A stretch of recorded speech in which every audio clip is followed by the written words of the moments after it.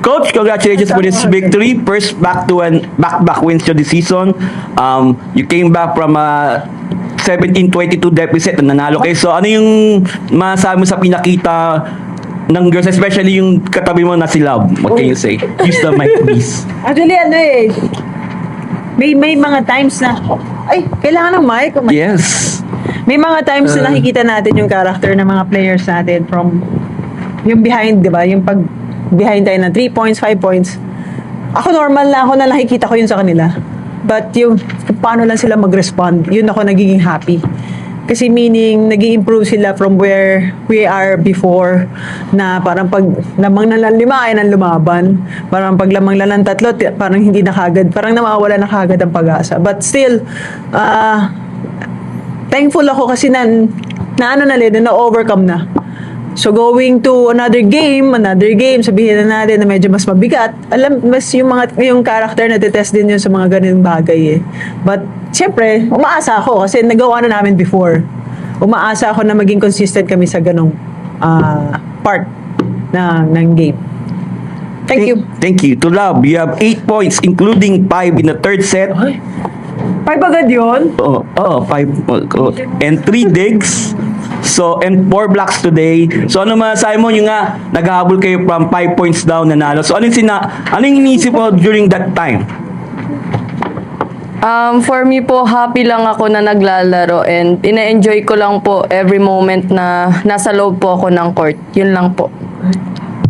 Thank you. And last two, Sa klase. Tin Ubaldo, you have 14 excellent sets, 2 blocks, and 2 attacks. So, Mali yung stat nga, 3 daw. Okay po yun. Diba? Tin. So, yung nga, ano masasabi mo na yung nga, ito, unang winning streak nyo this season. At, do you think ito yung hinahanap nyo yung consistency para syempre makangat-angat kayo sa standings? Ano pong question? Yung consistency. Do you think nandun na yung consistency na hinahanap nyo? Andun na po, pero syempre hindi naman po kami magsa-stop sa dun lang. Meron pang dapat kasunod, follow through, kumbaga. Parang dapat gutom pa rin kami sa mga bagay na alam mo yun, hindi pa namin siya nakukuha. Like yung goal nga namin, ano bang goal namin this first round? Yun nga, makakuha ng as much as win as possible. Kaya, hindi kami magsa-stop dun sa consistency na ginawa namin kanina. Kasi, mas marami pang mahihirap na sitwasyon kaming mapagdadaanan. Thank you. Okay, the floor is open for questions. Coach, in the 3 wins, siguro ano po yung nakikita nyo na nare-replicate ng team para that leads to success so far sa tatlong panalo? Magandang factor din kasi yung nagkakaroon na rin sila ng leadership. Before kasi, kita naman natin kung how raw yung FAU when I came. Pero this time, alam na rin nila kung paano i-handle yung sarili nila. And nagkakaroon na rin ng mas malaking responsibility within them. Yung maganda lang for me sa nakikita ko, umaako na yung accountability. Mas malaking factor kasi yun sa akin kung talo tayo, lahat tayo accountable. Diba? Kung mananalo tayo, happy lang tayo, wala masyado, diba? Pero moving forward, kailangan, marami pang games eh. Pero gusto namin, diba, parang seize the moment muna. Kasi hindi naman biro din yung ginagawa nila everyday. So nakikita din namin yung sacrifices. And also, yung klase nila, panggabi din yung iba. So, gigising ng umaga. So we have to consider yung balance sa lahat ng bagay. Because hindi din natin alam kung paano din namin ipiprep yung game namin kung lahat sila, di ba, medyo dysfunctional. Uy, nagamit ko yung term. Okay, thank you. Input. Ay, pasok ka, di ba? Para sa'yo, can you talk about na lang yung trust mo kay Lovely? Kasi parang for the past 2 games din talaga, clutch moments, nabibigay mo rin sa kanya yung bola. And nako-convert din yun. Nagkakaroon kayo ng ganun. Actually, last year pa yung pag pinapasok si Lovely talaga, yung mga clutch moments. Naalala niyo ba yung kaldag niya? Yun yung tumatak sa akin na pagkakatiwalaan si Lovely during clutch moments. Coach Tina, yun na nabanggit naman yung maging clutch ni Lovely for the past 2 games. Last game 4 of last 5, ngayon 5 of the last 9. Ano na siguro masasabi mo sa'yo na pagiging ready niya whenever you guys need an extra boost kumbaga off the bench? Off the bench ang ano naman ang role ni Love hindi lang pang off the bench. Hindi lang. So binibigyan din namin ng pagkakataon din sila na ma-experience na sila yung starters, but still iba pa rin yung may game plan eh. Diba? Iba pa rin yung plano namin. But yun nga, very reliable siya in terms yung kailangan namin pumuntos or kung kailangan namin ng service niya, nandyan siya. So yung good thing lang, hindi nababago yung mindset niya even off the bench siya or siya yung harap or whatsoever. Ang pinaka concern lang namin is yung, yun nga, minsan titignan mo pa lang kasi sa kanya, nahahappy ka na eh. Ang concern lang namin is kung seryoso ba talaga siya. Ganun minsan ako eh. May doubt na seryoso ba talaga ito, makikita mo parang. Pero still, siyempre may tiwala. I mean, ano lang yun, kidding aside pero still, tiwala kami sa kung ano yung kaya ng ibigay ni Lovely. Di ba? Meron pang ibang games eh, so ready ka na lang, Love. Yes. Coach, from 1 to start, 3-2 na po kayo ngayon. Tingin niyo po ba stable enough na yung kinalalagyan niyo ngayon ng team in terms of form, yung consistency? Dahil po usually kapag ganito nga pong pigit lahat sa standings, mas madali mag-fall off and medyo mag-struggle to regain that form. Sorry. Actually, yung status or yung standing, hindi pa kami satisfied.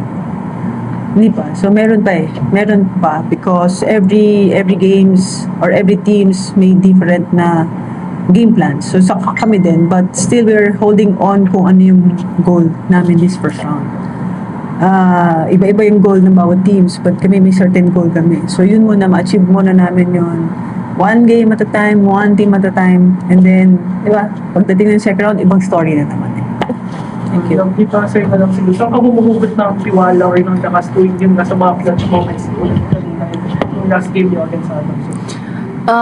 Pinanghuhugutan ko is yung family ko na of course, maging proud sila and kay God. Lagi ako nanghihingi ng guidance to Him na i-guide ako lagi sa loob ng court kung bibigyan man po ko ng chance na makapaglaro. Yun lang. Religious ko pa. Thank you. Yes. Lovely. Paano mo lang siguro binabalance yung enjoyment and at the same time, pakita mo rin yan, sabi ko sa inyo, di ba? Yan nga yung tinitignan minsan nila Coach T. Siguro po yung personality ko, hindi ko din po alam. Kayo na magbasa. Kaya na lang po magbasa. Ano lang po, may times po na poker face. Yes. Poker face, tas paiba-iba po kasi. May time na poker face, may time na happy. Ganun lang po. Hindi ko po alam kung ba't ganun yung kung nakikita niyo sa akin. Sorry po. Coach, you're facing UP on Sunday. UP, we know naman na, yun nga, they defeated NU last Saturday. So, what can you say? Going against UP. Sorry, going against ako ba? O si Tin? Ay, ikaw. Okay, going against UP, iba pa rin yung off-season, di ba? Iba pa rin yung off-season, iba pa rin yung pinapakita nila ngayon. But very inspiring kasi yung ginawa nila against NU. And we should have done that nung game namin, di ba? So, malaking challenge din sa amin ngayong coaches yung game namin Saturday. May mga times na syempre may mag-a-adjust ka pero still we have to focus muna yung sarili namin. Yun yung sinabi ko kanina sa kanila. We have to focus muna yung sarili namin. Have a good rest kasi wala kaming rest pa all throughout since last game namin was sa Wednesday. Tama ba? Wednesday. Sunday. So Wednesday, Sunday, tapos Wednesday ulit. So 3 games in 1 week. So we have to focus muna sa amin, yung recovery ng mga bata. And also, syempre marami tinatamaan na academics and injuries as well.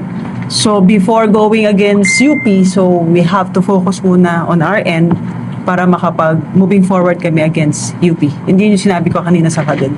Thank you. Dean, last about same question about UP, especially maganda yung especially coming up of big wins sila nung against NU. UP.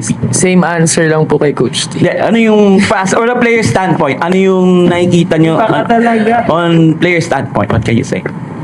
Yung win, totoo naman, inspiring siya. Kasi nga, di ba, parang NU tapos na reverse sweep. Parang kung player ka rin, tas malalaman mo yon kasi big win talaga yung mga reverse sweep. Kasi sobrang hirap na nun gawin kung naka 2-0 tayo, mga ganun. Kaya, ayun, yung sa amin nga naman, parang na hindi naman kami nagulat, pero na-inspire nga kami kasi may chance kaming magawa yun, pero hindi namin nagawa. Pero sila nagawa nila, yun yung point. Kaya, siguro, para sa amin, yun na lang din yung maging panghugutan namin ng, ng energy, ng grit pa, ng kagustuhan pa manalo para sa mga next games namin.